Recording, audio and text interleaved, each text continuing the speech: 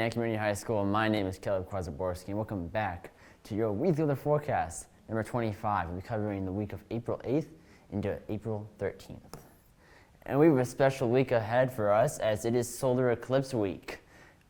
This is our first solar eclipse in about 7 years, but fun fact, the one before we have one this year, 2024.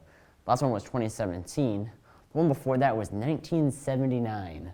The next one is about 2048. So make sure to enjoy the day. We're not going to have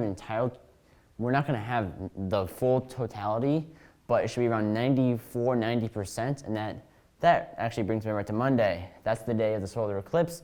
2:07 should be peak totality, so it should be 90%. If you're going to try and look outside, you want to wear those glasses. I think you can get them for $1, like Menards. And on to Tuesday, SAT testing. We have a high of high 50s and a low of mid 40s. Once again, this entire week's going to be very nice. We get a return to those nice spring temperatures.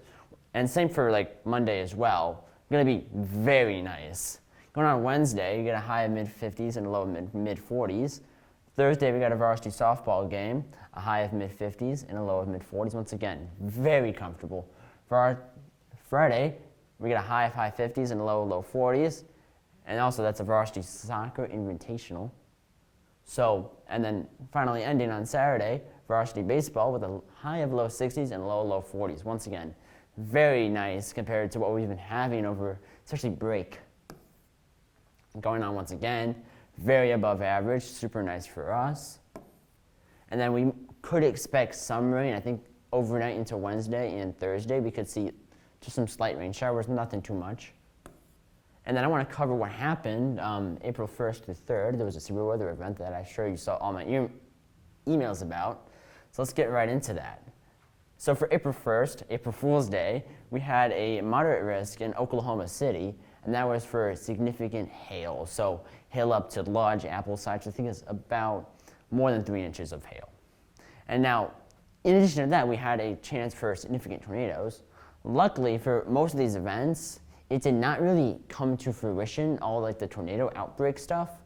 So luckily, tornado-wise, there was not that many compared to what was forecast. Going on for the actual big tornado day, that was right here, April 2nd, and that was mostly in the Ohio Valley. Really covered eastern Kentucky and that southern Ohio with a little bit of eastern Indiana. But once again, for what was forecast, it was supposed to be a regional outbreak of tornadoes. There really wasn't that. It was really weak compared to what was forecast, and that's very fortunate for people living here. Going on just the day after that outbreak, so April 3rd, we had some tornadoes happen in West Virginia and some in Florida. Once again, nothing too much. Just as an overview of kind of data that occurred, we had widespread flooding. That was actually one of the main risks. Ton of flooding. We had 1 death from that.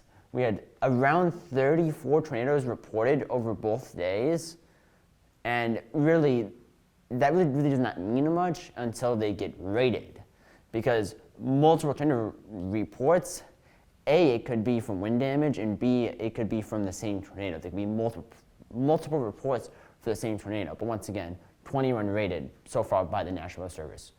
We have obviously large hail in Oklahoma and Missouri. Hail up to more than 3 inches have been reported, which is very significant. Damaging wind gusts reported in West Virginia and Missouri. We've had gusts up to 92 and 100 miles per hour.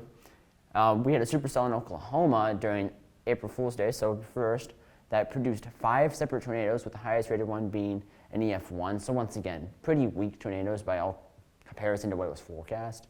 Our max tornado actually was an EF2, 120 miles per hour. It is possible that we get about 1 or 2 EF3s, given what I've seen damage-wise on social media. So obviously, we need to wait for them to be updating that, because it takes a while for the National Weather Service to do all these surveys. And that is my weekly weather forecast, number 25.